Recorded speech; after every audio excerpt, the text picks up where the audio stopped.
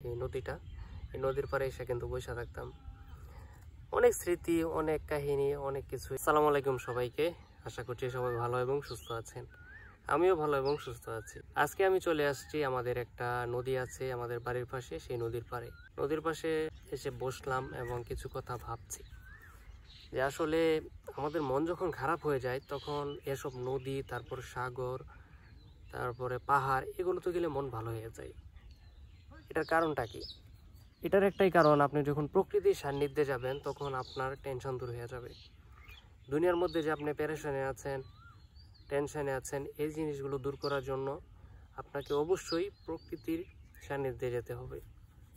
আপনি যদি প্রকৃতির সান্নিধ্যে যেতে পারেন এবং আপনার যদি এই জিনিসটা একটা অভ্যাসে পরিণত হয়, আপনাকে টেনশনে কোনো দিন কিছু করতে পারবে না। এই জিনিসটা মাথায় রাখবেন।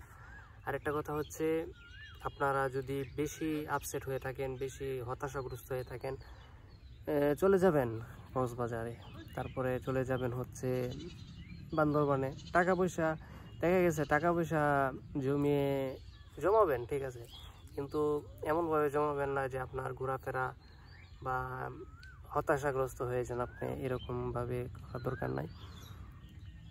কিছু টাকা হলেই চলে যাবেন, সমস্যা নাই। এগুলো আবার কক্সবাজারে চলে যাবেন, বান্দরবানে চলে যাবেন, সিলেটে অনেক পাহাড় আছে, সিলেট দেখবেন। যাদের একদমই যাওয়ার সামর্থ্য নাই তারা কি করবেন? তারা এই যে আমার মতো নদীর পাড়ে এসে বসে থাকবেন। আমি যেমন আজকে একটা কাজ ছিল আমার, আমি নদীর পাড়ে এসে বসে আছি। আজকে একটা ইফতার পার্টি ছিল, এখানে আমি আমার বন্ধুদের জন্য ওয়েট করছি, তারা আসবে, আর আমি এখানে এই যে বসে বসে নদী দেখছি। আর আমার পুরনো স্মৃতিগুলো মনে হচ্ছে।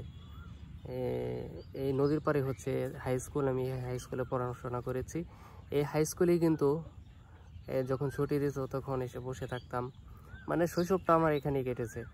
আর 1 থেকে 5 পর্যন্ত পড়েছে হচ্ছে ওই পাশে আরেকটা স্কুল ছিল, কেজি স্কুল, ওইখানে পড়েছি। এখানেও একটা স্কুল ছিল, কিন্তু এখানে দেয় নাই আমার গার্ডিয়ান। মানে আমি একটু ভয় পেতাম তো, তাই আর কি দেয় নাই, তাই আমাকে ওই সাইডটাই দিয়েছে। মানে বাজারের ভিতরে আসতে খুবই ভয় পাইতাম। প্লে নার্সারি এখানে পড়েছি, ওইখানে একটা স্কুল ছিল, বাট আমি পরে আর একটা নতুন স্কুল হয়েছিল, পরে আমি এখানে চলে যাই। কারণ প্লে নার্সারি আম্মা আমাকে নিয়ে যেত স্কুলে প্রতিদিন। আমাকে একটু না, আমি আম্মা যখন আমার থেকে একটু দূরে চলে যেত তখন আমি কান্না করে দিতাম, মানে এতটা ভয় পেতাম আর কি। পরবর্তীতে 1 থেকে 5 পর্যন্ত আরেকটা কেজি স্কুলে পড়ি, ওই কেজি স্কুলে আজকে ইফতার পার্টি।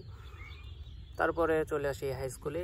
এই হাই স্কুলের পাশে হচ্ছে আমার এই নদীটা, এই নদীর পাড়ে এসে কিন্তু বসে থাকতাম। অনেক স্মৃতি, অনেক কাহিনী, অনেক কিছুই এই নদীর পাড়ে। মানে এই নদীটা হচ্ছে একটা স্মৃতি বিজড়িত আমার জন্য। সব মানে এখানে যারা বড় হয়েছে, এটা হচ্ছে ব্রহ্মপুত্র নদ। এটা হচ্ছে বাংলাদেশের অন্যতম বড় নদীগুলোর মধ্যে অন্যতম, কিন্তু এটা বর্তমানে একদমই শুকায় আছে।